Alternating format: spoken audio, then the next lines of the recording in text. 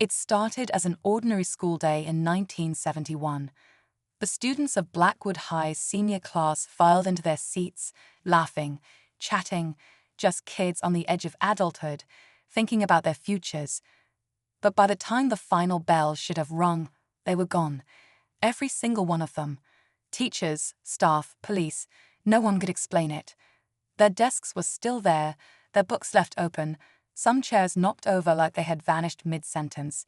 No witnesses, no clues, just an entire class wiped from existence.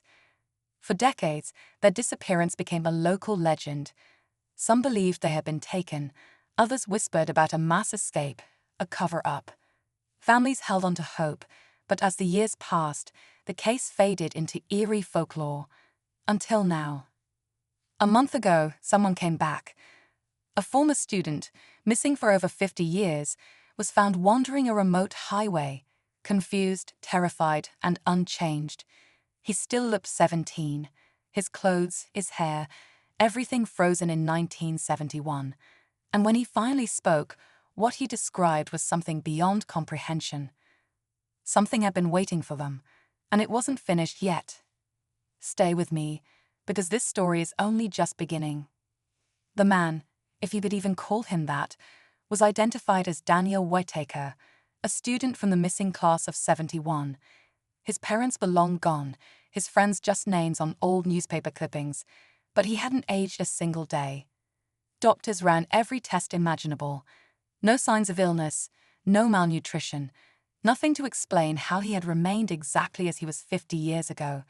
His fingerprints matched school records, his DNA confirmed his identity. It was impossible. And yet, there he was. Daniel refused to speak at first. He would sit in silence, his eyes darting around the room like he expected something, someone, to be watching. But then slowly, the words started coming.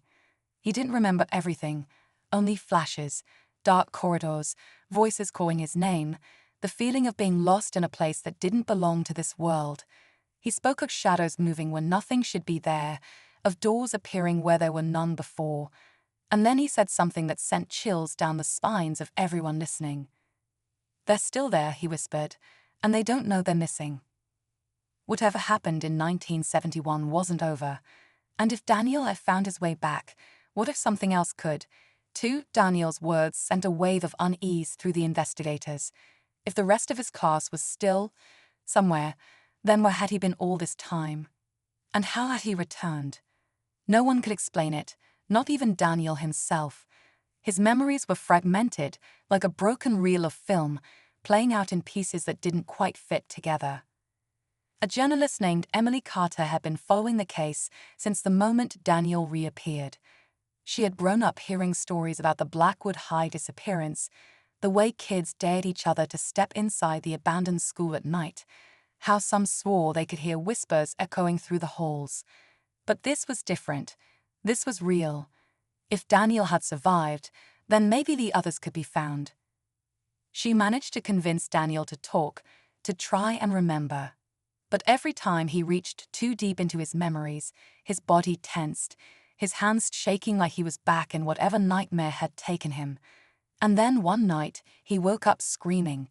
When Emily rushed to his side, he grabbed her wrist with a strength that didn't match his frail frame. His eyes were wide with terror. "They're looking for me," he gasped. "They know I left." Somewhere out there, something had noticed Daniel's return, and it wasn't going to let him go so easily. Emily didn't sleep that night. She watched as Daniel paced the room, glancing at the windows, the door, the shadows stretching across the walls. He looked like a man trapped between two worlds, one foot here, the other still caught in whatever place had taken him. The next morning, Daniel insisted they go back to Blackwood High. The school had been shut down for years, left to rot like a ghost frozen in time. Desks still sat in empty classrooms, chalkboards covered in dust, the smell of old books lingering in the air. But as they stepped inside, Daniel hesitated. He tilted his head, like he was listening for something just beyond the edge of hearing. "This isn't right," he muttered. "It's changed." Emily followed his gaze. The building was the same as it had always been, abandoned, decayed, but then she saw it. A door at the end of the hall. She had walked this school dozens of times before, but she had never seen that door. It shouldn't have been there. Daniel's breathing grew shallow. That's where we left. The handle was ice cold. The air around it felt heavier, like the entire building was holding its breath. And then, before Emily could stop him, Daniel pushed it open.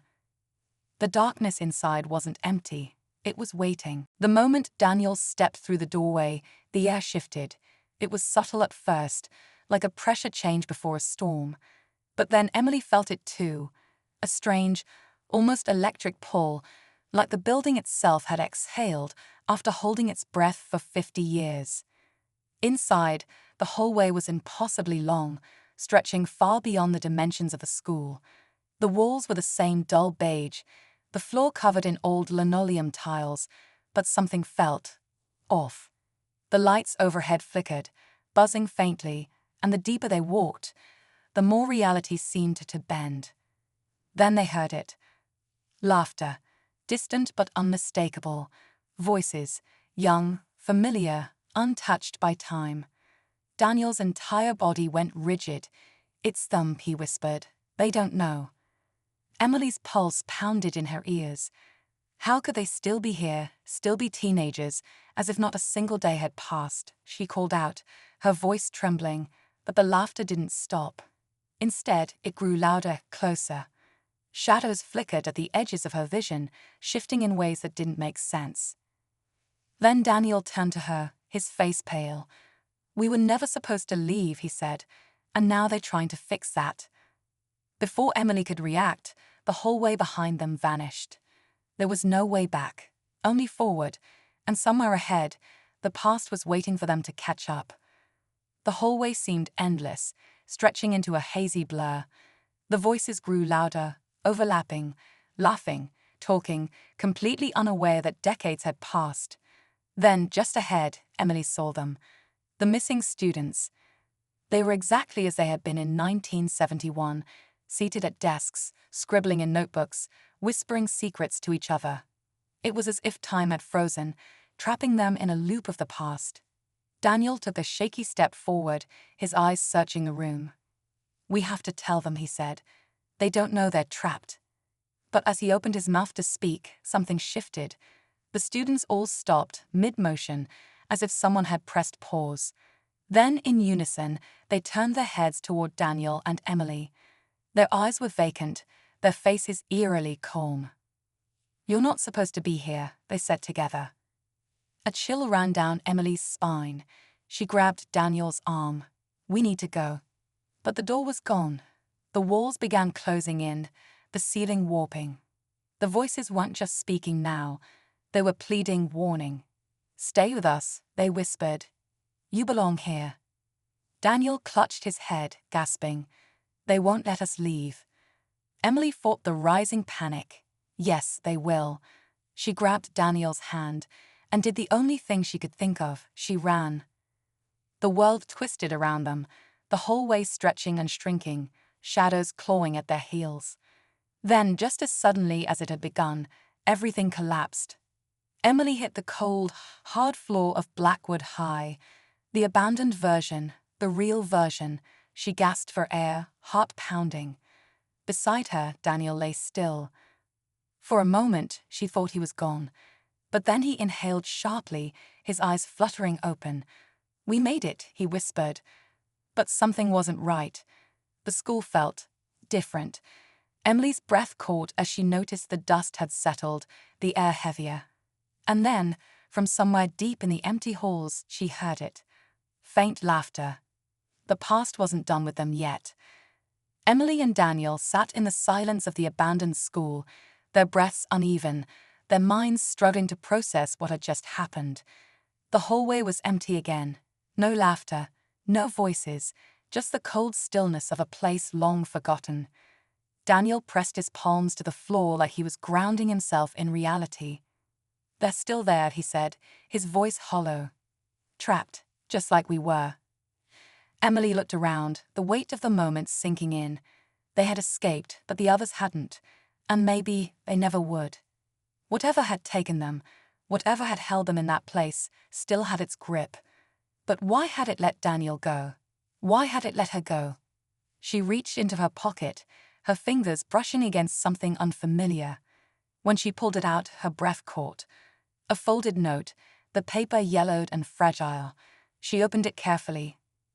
Asterisk, asterisk, you were never meant to leave, asterisk, asterisk. Emily's hands shook. She turned to Daniel, but his expression told her he already knew. The past had let them go for now. As they stepped out of Blackwood High, the wind howled through the empty halls, carrying a sound that sent chills down Emily's spine. Laughter.